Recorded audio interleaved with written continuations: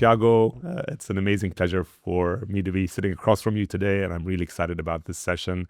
Again, quick introduction, Tiago Costa, CEO of Parisima. I've had the chance, obviously, to review your profile in great depth, and to me, it seems like an amazing journey. And I guess maybe if you can start me off by telling me how a clinical psychologist from Lisbon ends up being a CEO of a talent firm in Dubai. I think that would be a great starting point. Well, absolutely. First of all, thank you so much for the invitation. It's an absolute pleasure to be here with you today sitting. Well, it is a different journey, I would say, than the typical corporate movements inside of especially in recruitment.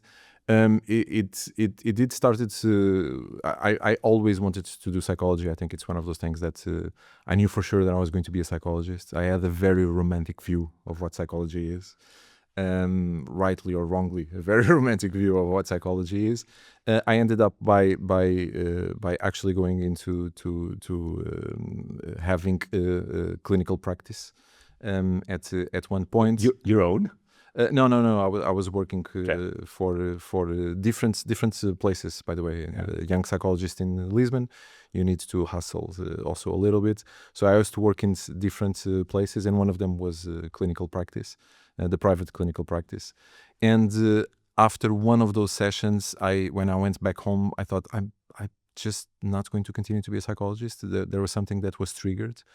And was it that person's particular story, or just the decision that it wasn't for you anymore? Not at all. It was not about the person at all. It was about the fact that I understood in a conversation with my clinical supervisor that she told me that there is one day that you're going to go back home and you're not going to think about the case because it's going to be just a job. Yeah.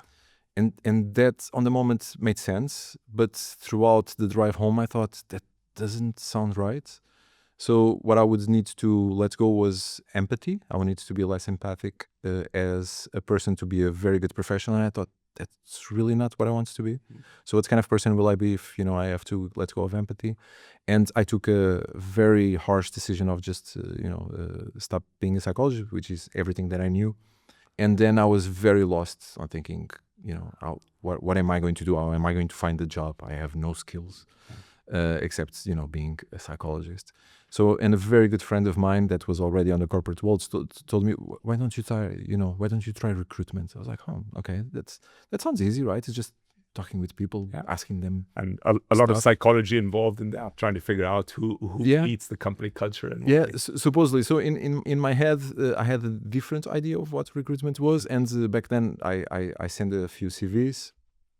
I didn't get much feedback on interviews, so I continued to send a lot of CVs until that I got a point that I had a few interviews, and then one of them was with Hayes, obviously a very known company in the world of recruitment, one of the top tier companies globally.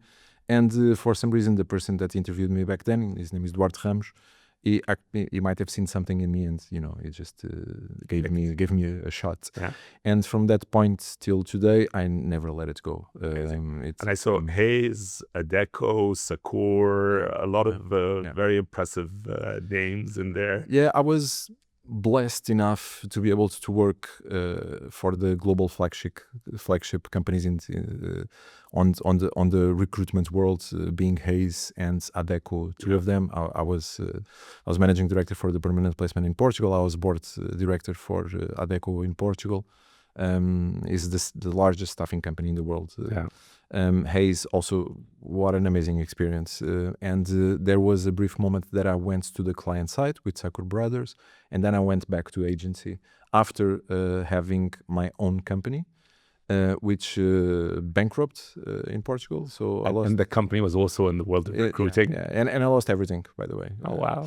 It was in the time that Portugal pretty much almost went bankrupt in 2010, 2011. We actually had to be bailed out by Europe with large help of France and Germany. So thank you, France and Germany. A few other countries were in the same boat at the same time. So at least, absolutely. Greece was, the Ministry of Finance at the time even resigned. Spain was having 25% plus unemployment rate. Italy was also in a very difficult situation. And the reality is, my business did not hold.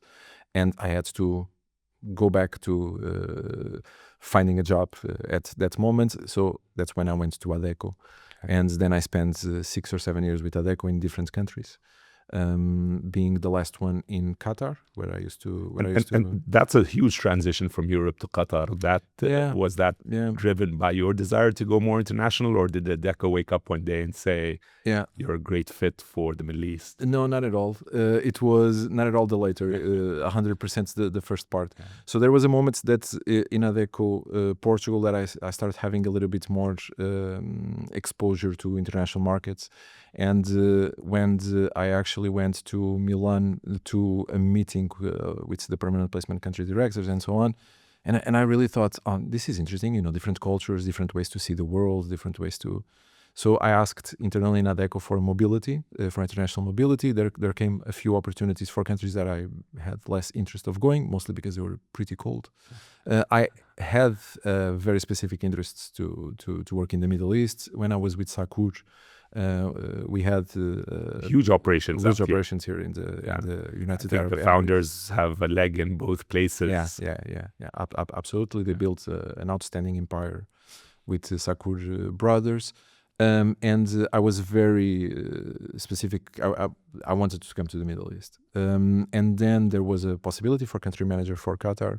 And I was a part of the senior leadership for the Middle East. And obviously I took that opportunity without thinking twice, to be honest. And I went to live to beautiful Doha in Qatar, where I spent 2 years, roughly. In the ramp up to the World Cup, or way prior to that? 2015, 16, 17. Yeah. Those were the years. It was after Qatar was announced that it was going to host the World Cup, but the ramp up had still not started. Miles away of actually happening. And then life conspired to bring you to Dubai. So I think it's interesting enough. I absolutely loved Qatar and Doha. It is smaller than the UAE and Dubai. Less opportunities, and it was always part of the plans to move to Dubai. So when there was an opportunity, which happened with Furcroft, which now is called NES Furcroft after a merge.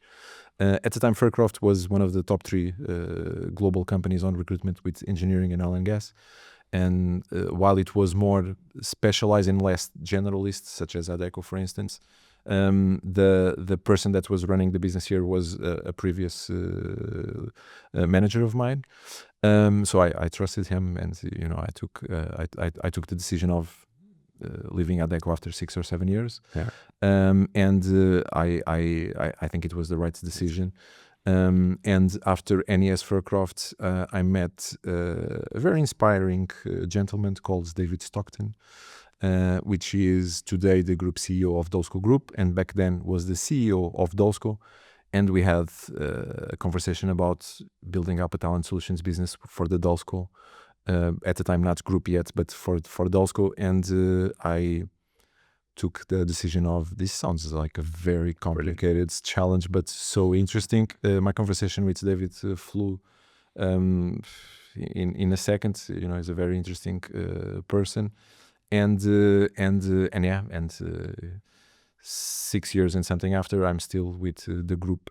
Brilliant. And maybe you can share a bit about Parisima and what you guys do specifically, and how you fit into the group in general. Absolutely. So Parisima is a company that we acquired in July 2022. So Deko Group has a set of 4 companies. And we trade at the moment in 71 countries. We're 22,000 people. Wow. So while I'm still a part of the leadership team of Deko, my main job is obviously as CEO of Parisima Talent, which is a company that we acquired in 2022. Parisima was a legacy business of RPO, recruitment process outsourcing, and some change management. And when we acquired the business, we set up a completely different business. So fast forward from 2022 till today. So Parisima was an RPO business with business in the United Arab Emirates. Now, fortunately, we have associates in 18 different countries. Amazing. 1,200 people between associates and internal staff. Our HQ is in DIFC in Kate Avenue, where I'm based, and we have offices also in other places such as KSA in Riyadh, for instance, where I go quite frequently. And we operate across the recruitment process outsourcing, contract staffing from A to Z, and permanent placement. Some people call it executive search, headhunting, mid to top level, inclusive C-level recruitment. And on that part, on the permanent placement, that tends to be everything from contingency to retainer based, given the dynamics of the region, or are you very focused on a certain? We try as much to have retained business instead of contingency. Actually, our not our pipeline, but our work in progress at the moment. So the roles that we have working are 61% retained, and the remaining is contingency at the moment. We're not going to everything that exists in the market. We're dedicating ourselves to a few verticals, and those are the ones that we want to work on at the moment, at least. Right. So I'd like to deep dive a bit into recruiting in this region, and particularly to contrast it to your experience elsewhere in the world. So we know that the region obviously is economically attractive for people all over the world. It's very dynamic in terms of its ability to attract talent from everywhere. So in many other places in the world, you can't just show up and apply for a job. Sure. And obviously the MENA as a whole has a large youth unemployment problem, which means that people are also much more likely to click on an apply button when they see an opportunity. I'd love if you could contrast what you see as the difference in dynamics between what you saw, for example, in Portugal or elsewhere in Europe versus what you see in Qatar or Dubai, because I imagine those job seeker dynamics are quite different. And any statistics that you have to share on that would be interesting too, in terms of applicants per job or anything else that you've seen. For sure. So applicants per job, it's actually impressive. You post a job and you receive 1,500 to 2,000 applicants. Yeah, of course. I know the Swiss job sites, for example, get 2 applicants per job for 6 years, which is a massive contract. I imagine in Portugal or Lisbon, you would have probably gotten 30 applicants per job. You get pretty high volume.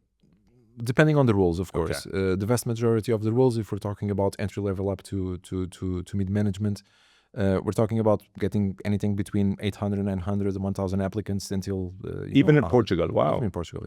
There is a quite high volume, also associated to the unemployment rate, and the situation that currently Portugal is facing with high costs on rent and so on. In the United Arab Emirates, it's very interesting because between the UAE, Saudi, and Qatar, different dynamics. Qatar, funny enough, is a little bit more close to the UAE on that perspective, and the reason is because of how the population is expat talent is a bigger portion. Pretty much. So in the UAE, we have 90%, 88% that is expat. While in Saudi you have the opposite. You have 67% of the talent which are Saudi nationals. Also, the vast share of volume is completely different, because Saudi, we're talking about 33 million people, and the UAE, we're talking about roughly 11 million at the moment, while the population is increasing. And we expect the growth on the population in the next years continues to be a little bit different. So that also means that the way that the people apply and the volume that we receive per job is also different. In Saudi, you get, for instance, a lot of local talent applying to the jobs, while in the UAE, you receive rarely any local talent to apply for the jobs. You need to headhunt them. And the vast majority are obviously expats.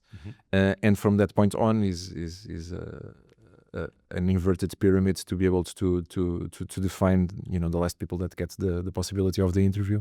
But it's a lot of volume. I can tell you, for instance, on personal experience, my LinkedIn, without talking about my email, but my LinkedIn, I must receive around 300 messages a day. And so walk me through that filtering process, because I think, again, for a person who's searching for a job, that seems entirely overwhelming.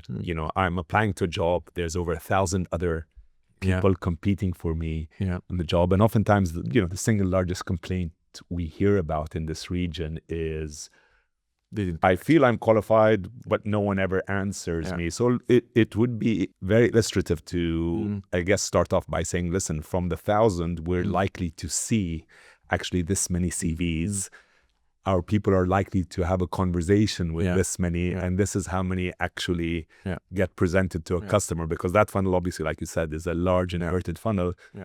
But understanding where the drop-off points are is also useful. Yeah, that's very interesting. So, first of all, I would like to say that I think the recruiters have a bad rap on the markets, because most of the in dinners or gatherings, whatever, if I tell people I'm a recruiter, they're like, "Oh, you guys never get back to us." I say, well, I'm sorry if personally that happened with me, but the reality is, in one side, all the messages that you receive on LinkedIn, it's impossible to go through. I cannot go through 300 messages a day. I try to answer as much people as I can, but it's impossible.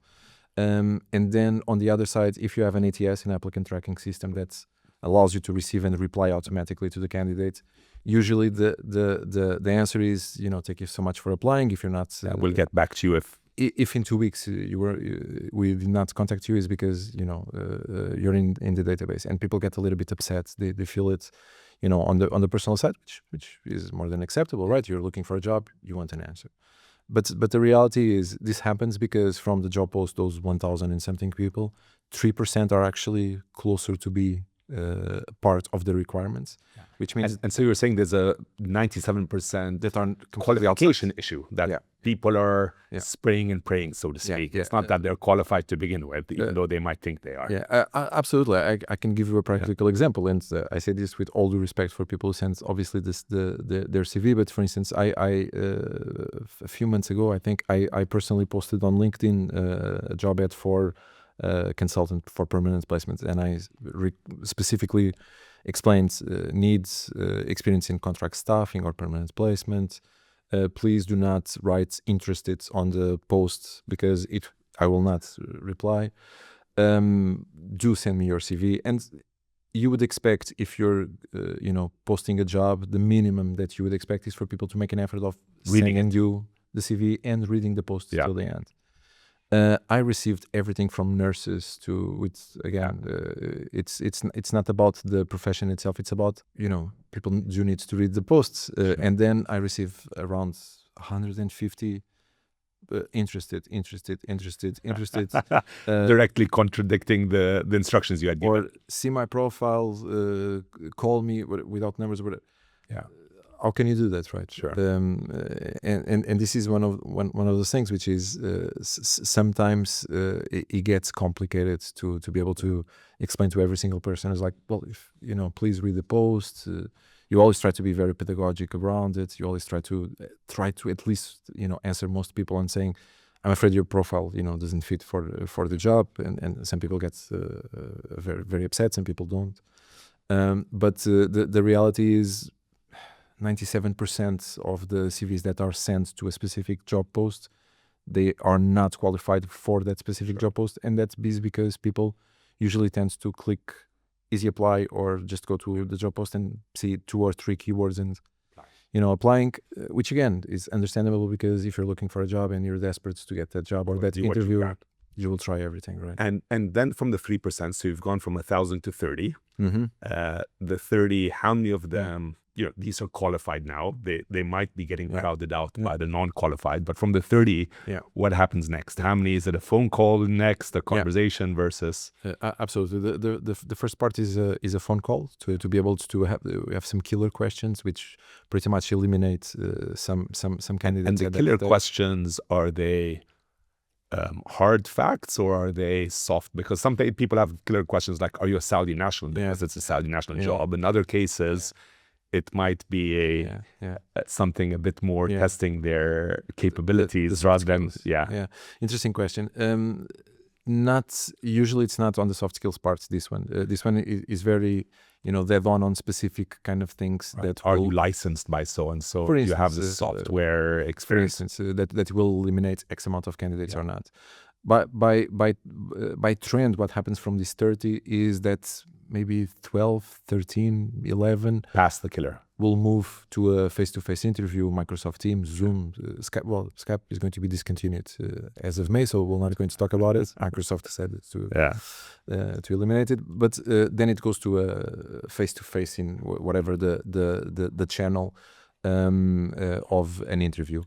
Then in some cases there is a psychometric evaluation, or in other cases there isn't, and there might be a second stage of interview still with us agency, and then we defined a short list of 3 to 5 candidates to be able to then send to the client with a report, with an evaluation of what's the strong points or the potential weaknesses of the candidates, and then it goes to the client side. Yeah.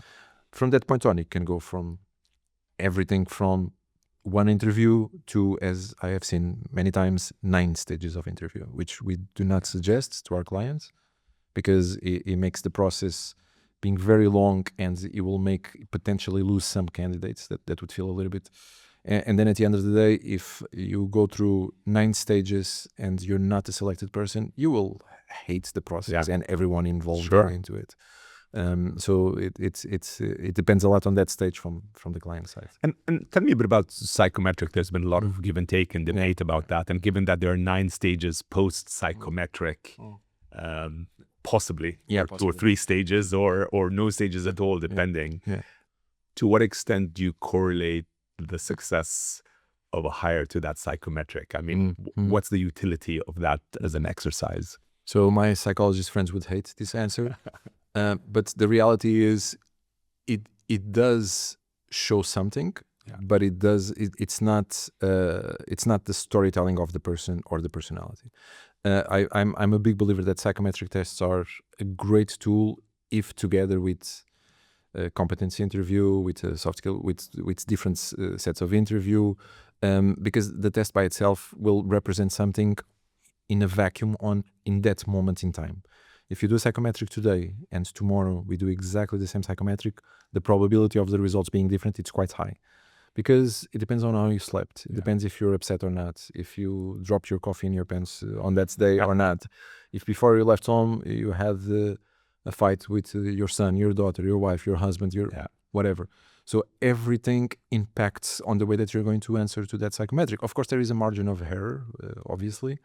But the reality is, in a vacuum by itself, it represents something, but it doesn't represent the entire picture. So you need an assessment center to be able to see everything. So I get this question a lot, which is, again, our average job gets a large number of applicants, and what we found is we had to be very unique from the moment we started Bayt.com. Is we had to build a lot of technology to rank and filter, because just the uniqueness of the region and in terms of what employers are searching for, as well as the count of candidates applying per job, tended to be quite unique. The question I get from job seeker after job seeker is, okay, so you're telling me I'm one of the 3 that are qualified from the 100. People might not even see my CV. What can I do to increase my chances of actually having conversations? So, and I want to personalize this to Parisima. I go into the Parisima website, or I see one of your feeds or jobs somewhere, and I really believe this is the right job for me. I'm perfectly qualified for it. I should be in front of the employer you represent. How can I nudge the experience? Is there a way to nudge the experience? Oh, absolutely. First of all, I think it's all starts with common sense, which is, there is a job. If your profile is really not there, you should not apply, because you're just wasting time. And recruitment on the applicant side, and we were all applicants at one moment in time. Maybe not you, because you founded Bayt like 25 years ago, so maybe not. But most of us, have a CV and send CVs, and we had interviews and all of those things. I think that's one is common sense, right? If your profile, if it's requested a degree in engineering and 6 years with Lean Six Sigma and this and that, and you work as an accountant, don't apply. You're not going to get the job. As much as your personality might be outstanding and a fit, you're not going to get the job. So that is the first part, which already would eliminate a lot of the process. The second side of it is, you have I see this many times. You have the experience. You actually are a very close match to the requirements of the job, but you will not be selected for interview because the way that your CV is built up doesn't help you. So the suggestion is you need to look at your CV in a way that can tell actually a story about what you've been doing. And it needs to be easily read by recruiters. Recruiters receive 3,000 CVs, 4,000 CVs per week. And to be able to go through all of them, it's very easy to read a CV like this to look for key words. And those keywords are fundamental. So you need to know, I did X, Y, and Z. Yeah. The job description is X, Y, and Z. You need to write it on the CV that you do X, Y, and Z. Sure. Usually, so in this case, what you're a proponent of is making sure that you adapt the CV to the actual job. Don't have one CV that's made for all. Absolutely. Build it so that you pass whatever screening filters exist, and that you look like you match the job pretty well. Especially with technology. If you have an ATS, the ATS will rank your CV based on the keywords, right? Yeah. And with AI, that's going to even increase even more. Avoid the pictures and dashboards and all the rings and bells, because the ATSs in the past, they would just not read it. The ones now, they read image, and the ones in the future will read everything and beyond. But anyway, it's still very, very, very, very relevant to be very straightforward. Bullet points with actions and achievements, and try to put some data there. If you're doing sales, achieved growth on sales of 25% on whatever. If you're a C-level, talk about EBITDA, talk about whatever. But the reality is the keywords needs to be there, and they need to be transversal to your CV. And then they do need to match your LinkedIn profile. Sure. Because many times you have the CV and then you go and search the person on LinkedIn, because we cross-check across different channels. And the LinkedIn is completely different. The dates are completely different. Sure. And then you would need to ask the person, which one is true? And you just don't want to be in that position if you're going to an interview. You're just going to discount it entirely. Yeah. You don't need to with 1,000 applicants. But that gets me to, even then, I've got, again, we've basically said from the 1,000, there's still 30. From those 30, if I wanted to stand out, other than I already matched within that 30, can I expect the call if I'm one of the 30, or do I need to do something a bit more special even within those 30 to increase my chances? Good question. If everything is correct on this, you will expect a call from those 30. Yeah. In the off chance that doesn't happen, and you are on LinkedIn, which I 100% suggest for people to be. LinkedIn now has 1 billion users, give or take. 98% of the recruiters in the last 2 years were surveyed and said they used LinkedIn to fill some of their roles. You need to start a conversation. So, for instance, the job portals such as Bayt are fundamental. You need to have your CV there. You need to have your CV there. If you don't have your CV there, you're not actively looking. You're not actively looking. Yeah. But what you cannot do is you cannot reach out to the recruiter's phone number and call, or send a message on LinkedIn. And so would you recommend that? Yes. I would sometimes. My recruiters are going to kill me for this. By the way. My team is upset. How often does, so again, I'll go back to an example. I see that Parisima, someone has posted somewhere a job for a CEO. I think I'm perfect for that job. I'll apply to the job, but then should I even apply, or should I go into, I've got Tiago's email or Tiago's LinkedIn profile and ping him and say, Tiago, I'm perfect for this job. To what extent is that sort of circumventing the process a good thing or a bad thing? Some people might get offense that, hey man, just go through the process. And others might think it's a good advantage. Fair point. It depends a lot on the seniority. And I say this not because it's an elitist way to see it, but because with the seniority impacts the volume. So if we're talking about a C-level role, you don't expect 1,000 applicants. You expect 50, 60, 70. Sure. So anything that is management, mid-management, which, by the way, we focus a lot on the permanent placement, it doesn't hurt for you to go on LinkedIn, find out who the recruiter is, sends a message, create some rapport, but just don't go at it as, the example that I usually give is, imagine that you and I are in a coffee shop and we're having a conversation, and someone comes, to us because he recognizes from LinkedIn or whatever, and say, hey, here's my CV. Yeah. Right. You'll be like, whoa, What is It's your name? not the right. We don't know each other. Yeah. So establish a relationship, right? If you would have coffee with that person, you would have a conversation. You will talk about different number of things, and then you will, have your CV. Why do people don't do the same on social media? Yeah. So start a conversation, create some rapport with the person, which is okay. It's normal. It's for these kind of things that professional social medias exist. Yeah. Create a moment that you can read the profile of the person. If the person wrote any post or not, comment on that post. Starts to generate an association that person will, when he sees your name, already like, I think I recognize this person. Yeah, the person before.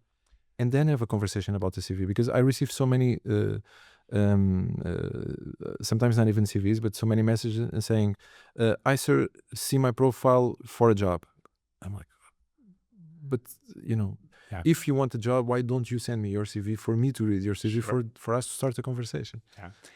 And so those are very common sense ways of approaching it. Have your CV adapted to the particular job.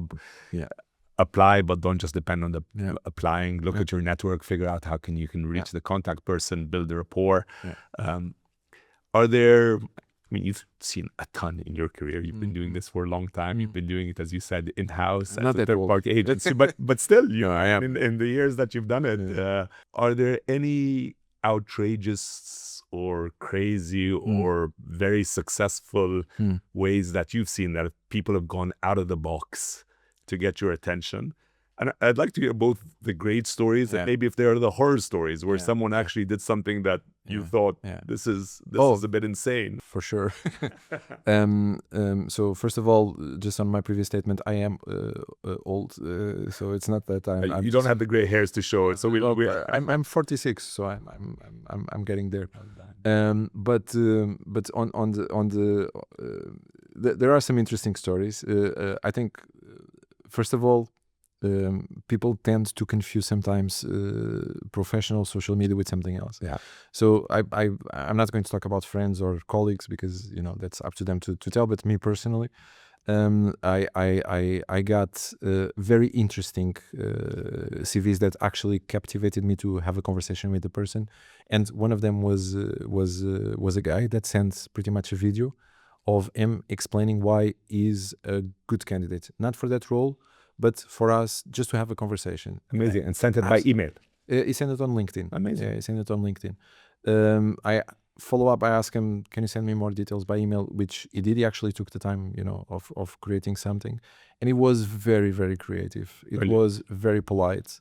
He started before with the conversation. I wrote an article for a media outlet, and he commented on that article. He said, I think that your view on this is this, that. He challenged the view, which I found very interesting and very, because usually people agree, but they don't challenge. Yeah. And he actually challenged the view, which I thought, that makes a lot of sense. Brilliant. And then he sends a video, and I found that's so interesting. So this person went above and beyond. Yeah. I think the video personalizes it, shows he really cares, and absolutely. And we're not talking about C-level. We're talking about he was a graphic designer. So very, very interesting. And the reality is, it placed them in a different situation than the vast 99.9 majority of things that I receive. On the opposite side, I got a few messages. One of them I had to say, I'm sorry, but LinkedIn is a professional network, which is people that are willing to do above and beyond in the wrong anything for the job, in the wrong ways, and position themselves in a way which is very not professional. Yeah. And on that point, my suggestion is you block and report to LinkedIn, which is what I did. But those things happen. And throughout the years, I had different experiences in that, as you might imagine. But what I found is there is always room for human ingenuity and creativity, and some people are just outstanding in it. And as everything in the world, some people aren't, and unfortunately, the vast majority are not that innovative. I'm not saying that everyone needs to be innovative. I'm not innovative person, so I'm on the vast majority, which is not, by the way, just for clarity. But for you to be able to pick up one CV out of the box, right, of 1,000. Sometimes this interaction directly with the person and being creative goes a long way. Thinking out of the box when the box is becoming increasingly crowded is very important and difficult also. And we have a video assessment platform called Evaluify, and our recruiting process, after we do shortlist, we send people a video link and do the interview. And there have been some crazy, both positive and negative stories from that. But very recently, we saw a highly technical gentleman, amazing CV, looked perfect on the CV. We were so excited, had sent the psychometric test, so excited about interviewing him, sent the video profile, and we got 5 videos, each of about 10 minutes long, of this gentleman in bed, in what looked like a stoned state, answering questions. So there was a big displacement from, here's this beautiful CV of a highly qualified person to seeing a person in his pajamas, not very awake, trying to answer things. So unfortunately it happens, right? Sometimes you have like, I remember when I was a consultant and I was doing, the interviews and my professional life depended on having good candidates.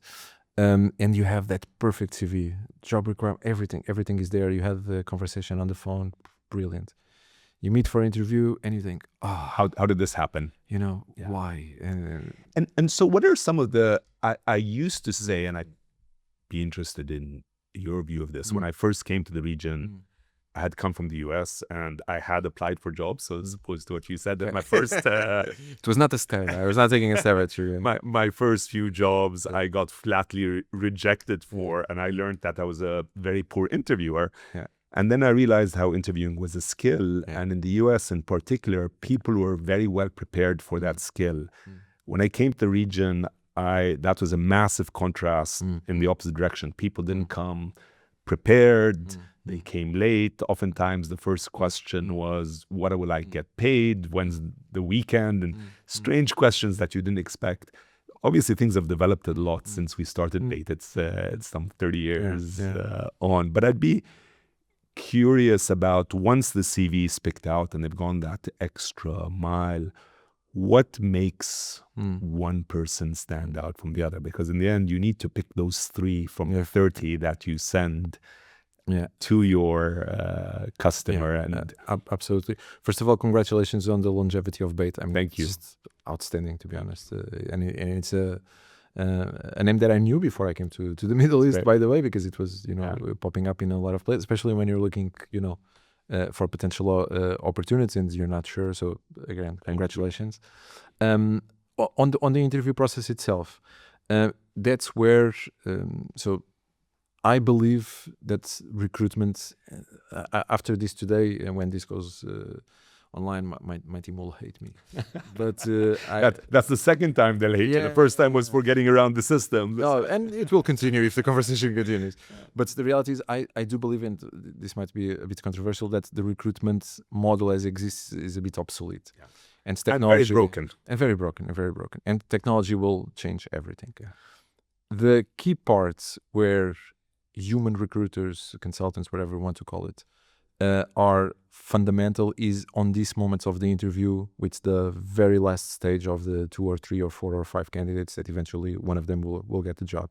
And that is the soft skills part. So one of the you usually hire based on hard skills and capability, and you end up by firing people based on soft skills or lack of cultural understanding or awareness, or the person just doesn't cope with whatever the culture is in the company. So we try as much as we can to mitigate that risk, to be able to know the culture of our clients, to be able to, when we're selling a project to a candidate, trying to understand if it makes sense or not culturally. But that is the key point. So when the interview is everything about the soft skills, is everything about the personality, because is that person going to adapt well to the person that is reporting? Is that person going to adapt well to the people that he has reporting or she has reporting to him or to her? So that is, usually where things become a little bit trickier. And so I'm Tiago's friend, and I'm going for an interview. I've made it into the 3 out of the 100 who are going to be interviewed. And I come to you for a bit of coaching, and they say, Tiago, listen, I really want this job. I think I've got the right skills. What would be some advice on how I represent the soft skills? Because the hard skills are easy. I've done this many years in this skill set. But what is it that I can do to better match myself to the opportunity? So in the last, I do this for 18, 19 years, and I have many friends that come with it on a regular basis. I would be a millionaire now if I was monetizing these kind of advices. So usually what I tell in a very real way is you cannot fake it. You need to be yourself, but you need to prep yourself. So one of the psychology geeking out stuff, which is if you know your stuff, you usually, wanting it or not, depending on your personality, you're a little bit more confident to talk about it, right? So what happens a lot of times, more often than it should, strangely enough, is very senior profiles, they go to interviews completely unprepared. They don't know the person that they're going to speak with. They don't know the company that they're talking about. They assume they're good enough for the job, and that's exactly. That's it. It's I'm here. You want me. That's it's your privilege, not mine. 100%. And wanting it or not, those things are usually, first of all, off-putting for the person who is interviewing, which gave a little bit of his time to be able to meet you, which is fundamental, because time is essential in everyone's life. And then if you're not prepared and you're rumbling around and you're relying only on your outstanding capabilities of doing what you did in the past, it's just not going to cut it. Because what you did was in a different place than the place that you're being interviewed to, and that comes with a different culture, with a different environment, with a different set of rules and tone of voice and whatever. So what I usually tell people is prepare yourself, try to understand as much as you can about the company, about the job, about everything associated, because that will help you be present in your personality as you are. You will not need to fake it.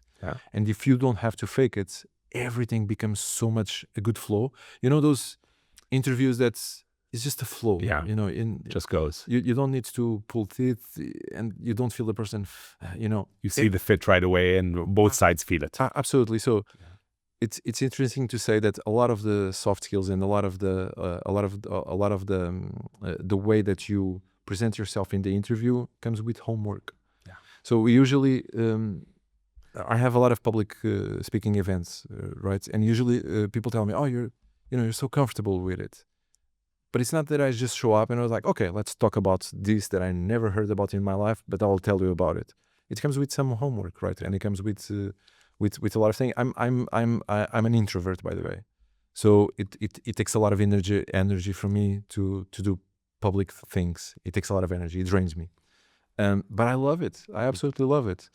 But always before, I need to breathe, center myself. I need to have my homework done. I need to understand things. I need to understand, do I have blind spots to talk about this or not?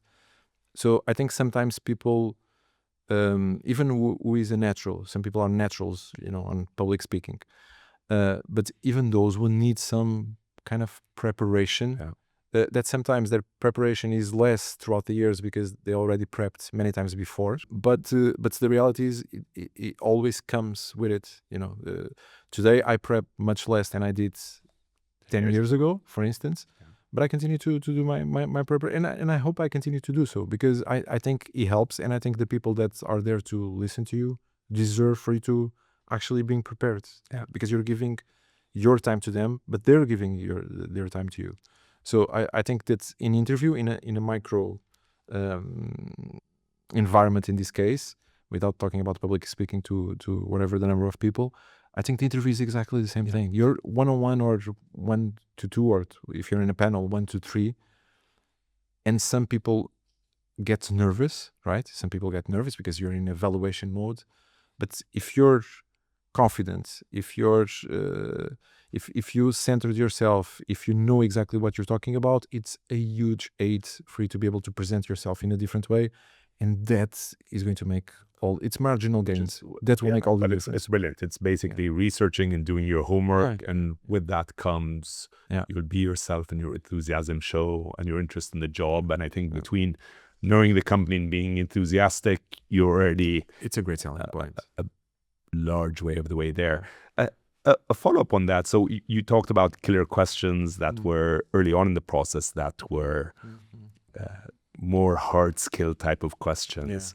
So now you're in the interview questions. I've heard a lot of recruiters or people who are involved in HR over the years talk about a set of questions or a single question that is their killer question, that is their trick to find out who the person really is and whether or not they're a great person culturally. Is there, I mean, when you think about the questions that have most benefited you in trying to get to the root of who a person is there a set of questions that you do have? Yeah, there is actually. People who don't do recruitment will find this a little bit silly, or even some people who do recruitment will find it a little bit silly. But I found throughout the years that I like to make sure that the person is comfortable. Very, very, very, very comfortable. And on the moment of comfortable, sometimes I throw something very silly because I need to understand how the person reacts to something that is not scripted. I need the person to react to being thrown, out of their feet in a moment and having to give an answer. So sometimes I might be talking about, as a very specific experience that the person did, and the person is very professional in the approach. I did this and I did that and whatever. And I randomly ask, sorry, what is your best friend's name? And the person's like, and it's whatever. I said, okay, so just out of curiosity, if I would ask whatever, how does he or she perceives you on, the way that you address a conflict? What do you think that person would say? Interesting. And people get a little bit thrown off. And then you have people who are like, and they immediately get an answer and they immediately go for it because they're so comfortable in having to be in a situation that there was conflict and they had to deal with it, that the brain will pick up that information and will translate it to what they think the other person will say. Right. While some people who were never in that situation, and I ask conflict if it's of interest for me to know how this person will manage conflict, because I know that the team that this person is going to manage will create conflict and you will need to step up. And on competency interviews, you have, the open questions, right? So on how would you deal with this specific situation?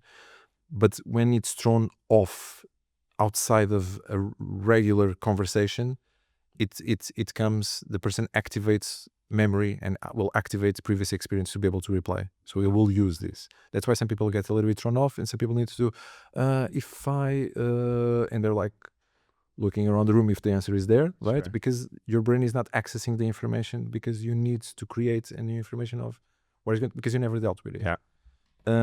Or I usually like to ask, do you like superhero movies? And some people are like, oh no. I was like, okay, but they have superpowers, right? So I say, okay. So if you were a superhero, what power would you choose?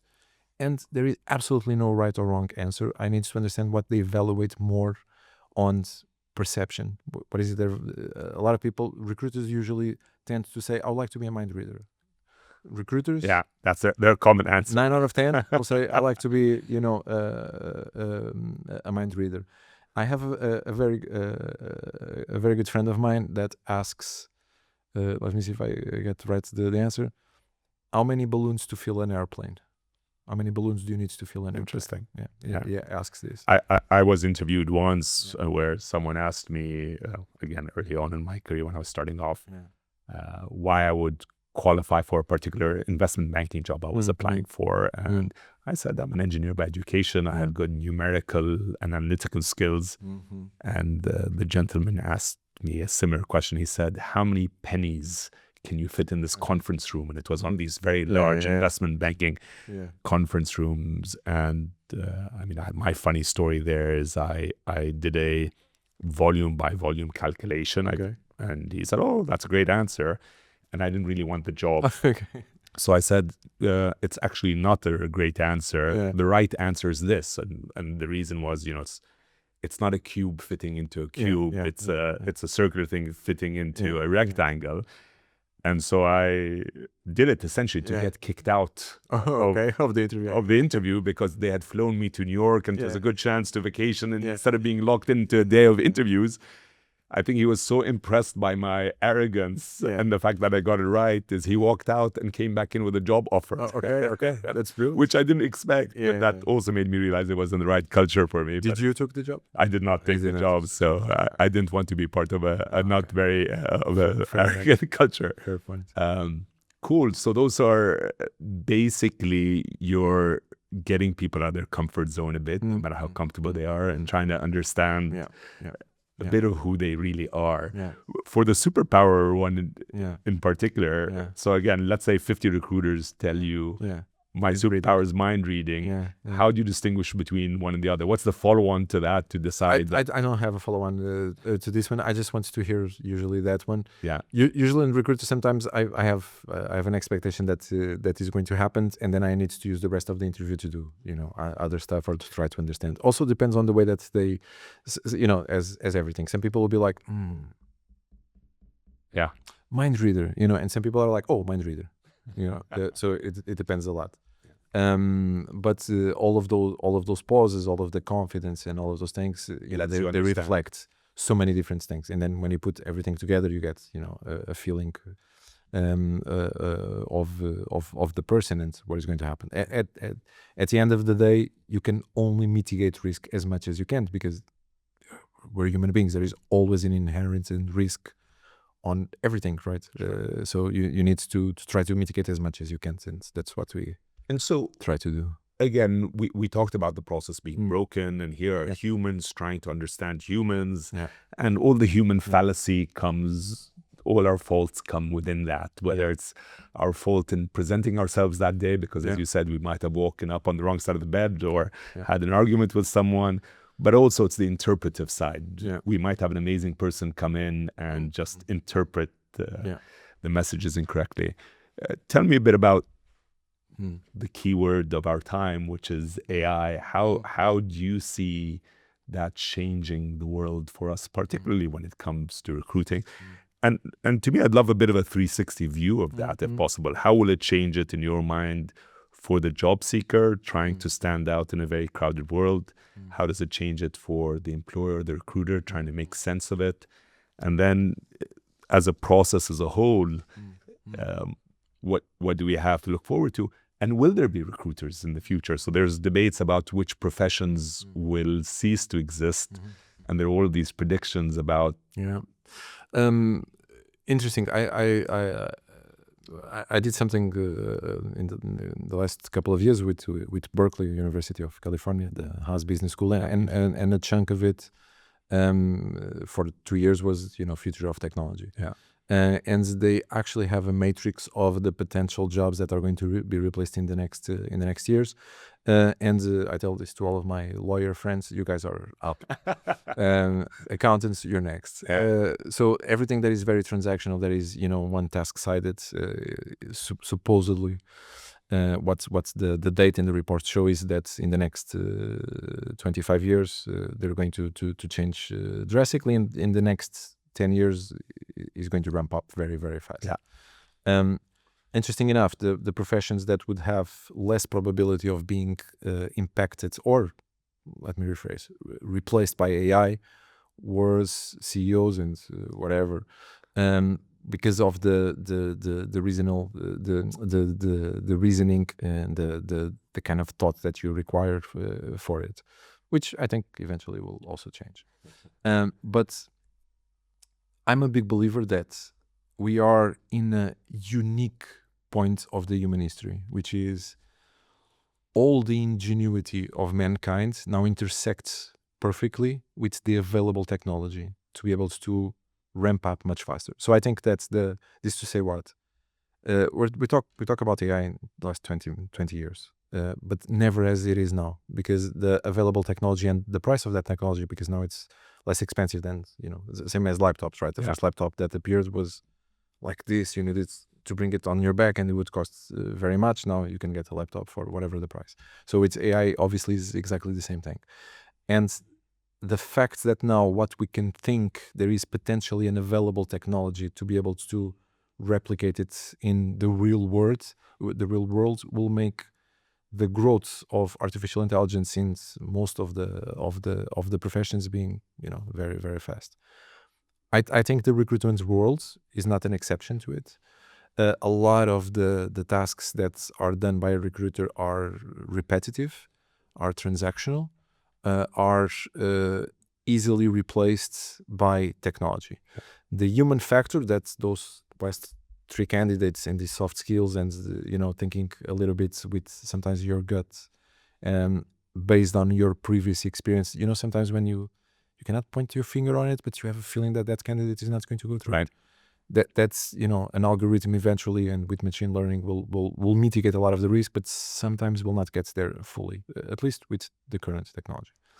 I think that's a lot of the way that we work and we have built our teams. I think is going to change. You're going to have leaner teams because you're going to have technology that will be able to do a lot of what is done at the moment. Then you have, without even talking about the metaverse and the job fairs in the metaverse, and the fact that you can have with deepfake and voiceovers your avatar interviewing 1,000 candidates at the same time. Well, a recruiter will need how long to interview 1,000 candidates. So I think and the search for the global talent that would come, again, you have an ATS powered by a chatbot. The chatbot can do the killer questions while the person is applying for the job. You receive the CV, video, whatever it is. The ATS can download it, rank it, move it forward. All of this, it does not require a human recruiter. And the challenge is the game can be played both ways, right? Exactly. So, I mean, where the job seeker can get the CV written perfectly using AI technology, can have the avatar actually answer the interview questions for them, having researched the company beforehand, and also to exhibit a particular personality. So it seems like it's a world where both sides can perfect the game, and then the challenge is that how do you distinguish what's real and what's not? That's a very interesting point. This would go for hours. I love these parts, to be honest. Why I say this is going to go for hours, because then there are so many ethical questions about it, compliance and so on. But regulatory, which needs to be changed, of course. But so on the corporate side, on the business side, because you have a different access to value to be able to create technology, to be able to use technology, and you have professional people there to use that technology. You have one set. The other set, the one that you were mentioning, which is super interesting, is on the job seeker side. The vast majority of people are not there yet. For that, we have a few people who will do their more than a few, of course, but the vast majority of the people are not currently using ChatGPT or whatever, or Canva to do the CV or whatever the tool is, to be able to apply for that. Which means that there is a vast amount of people at the moment that are living in a world that they're not prepared. I tell this to my wife sometimes. I'm 46, as I told you, and there are so many things that I look and I think I'm ill prepared for this world. And fortunately enough, I don't need to start my career not, because with my knowledge and my tech savvy, I would not make it. I would need to adapt, to learn, and to do all of those things. And the reality is a lot of people are still not there on this, which means that they need to adapt to a world which is no longer the one that they were born. And I'm not talking about, old people like me. I'm talking about sometimes people with 30, 31, 35, 36, years old, 30 years old. So I think that another part of it is the educational system. And again, very controversial on this, is also kind of obsolete if you think about it. Because everything that the educational system used to prepare you was for a world that no longer exists as it was. I actually just had issues in my daughter's school where I went in, and again, this use of the AI and how people use it, the schools are having a serious issue. There are lots of people now in the classrooms who take their homework, put it in one AI, have it edited by another AI, and then have it humanized by a third AI. So it's really interesting what can be done. And if schools are still thinking the old way, it's difficult. But I just also tested Facebook's latest. Meta has a AI engine of its own. And as soon as you load it, the first thing that shows up is there are 3 prompts. One is practice a job interview.